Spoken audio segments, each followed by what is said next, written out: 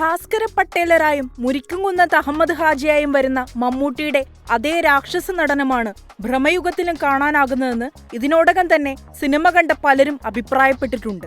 മമ്മൂട്ടി സ്ക്രീനിൽ വരുമ്പോൾ വെറുപ്പും വിധേയത്വമാകുമെന്നും വൈരൂപ്യവും സൗന്ദര്യമാകുമെന്നും പൊട്ടിച്ചിരി വരെ ചിലപ്പോൾ പൈശാചികമാകുമെന്നും മമ്മൂട്ടിയിലെ മഹാനടനെ ഇഷ്ടപ്പെടുന്നവർക്കറിയാം.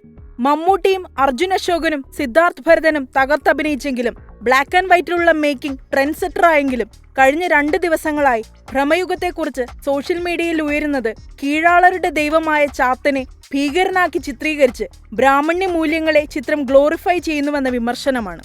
നടി ജോളി ചിറയത്തും ദീപക് ശങ്കരനാരായണനും ഉൾപ്പെടെയുള്ളവരാണ് വിമർശനം ആദ്യം ഉന്നയിച്ചത്.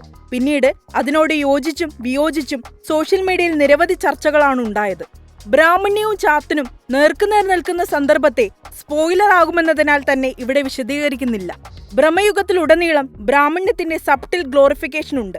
സിനിമയുടെ ദൃശ്യഭാഷ, മമ്മൂട്ടിയെ കാണിക്കുമ്പോഴുള്ള ക്യാമറയുടെ പൊസിഷനുകൾ തുടങ്ങിയവയൊക്കെ ഗ്ലോറിഫിക്കേഷന്റേതാണ്. ക്യാമറ ആംഗിളുകൾ ന്യൂട്രൽ അല്ല മിക്കപ്പോഴും എന്നതാണ് ദീപക് ശങ്കരനാരായണന്റെ വിമർശനം. കീഴാളരുടെ ആരാധനാമൂർത്തിയായ ചാത്തനെ പ്രതിനായകനാക്കി ചമച്ച് ബ്രാഹ്മണ്യത്തിന്റെ നിസ്സഹായതയെ, അതിന്റെ പവിത്രതയെ അരിയിട്ട് വാഴിക്കുന്ന പരിപാടിയാണ് ഭ്രമയുഗം ചെയ്യുന്നതെന്ന് ജോളി ചിറയത്തും വിമർശിക്കുന്നു.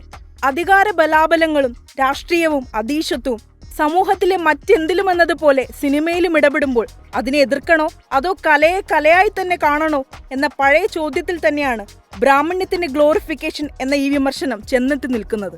ചാത്തനെ കീഴ്പ്പെടുത്തി ദുരുപയോഗം ചെയ്ത ചുടലപ്പോറ്റിയും പിന്നെ വീണ്ടും ചാത്തൻ സേവയ്ക്ക് പിറകെ നടക്കുന്ന അയാളുടെ പിൻതലമുറയും എങ്ങനെ ഗ്ലോറിഫൈഡ് ആകുന്നു?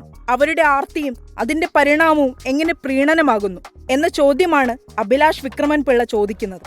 ചാത്തനെ അടിമയാക്കി പീഡിപ്പിക്കുന്ന പോറ്റിയും അതിൽ നിന്ന് സ്വതന്ത്രമാക്കപ്പെടുന്ന ചാത്തനും മേൽപ്പറഞ്ഞ വിമർശനങ്ങളെ ശരിവെക്കുന്നില്ല എന്ന് വിശദീകരിക്കുന്നതാണ് അജിത് വള്ളോളിയുടെ പോസ്റ്റ്.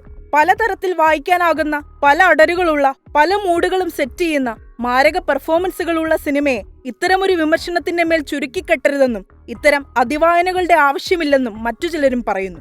ഒരു ഗോതിക് രചനയെന്ന നിലയിൽ നമ്മുടെ തദ്ദേശീയ സങ്കല്പങ്ങളിലുള്ള യക്ഷി, ചാത്തൻ, മന, പോറ്റി മുതലായവ നമ്മുടെ സാംസ്കാരിക പശ്ചാത്തലത്തിന് അനുയോജ്യമായ വിധത്തിൽ വളരെ ഫലപ്രദമായ സിനിമയിൽ കൊണ്ടുവന്നിരിക്കുന്നുവെന്ന് മരിയ റോസം ഫേസ്ബുക്കിൽ കുറിച്ചു.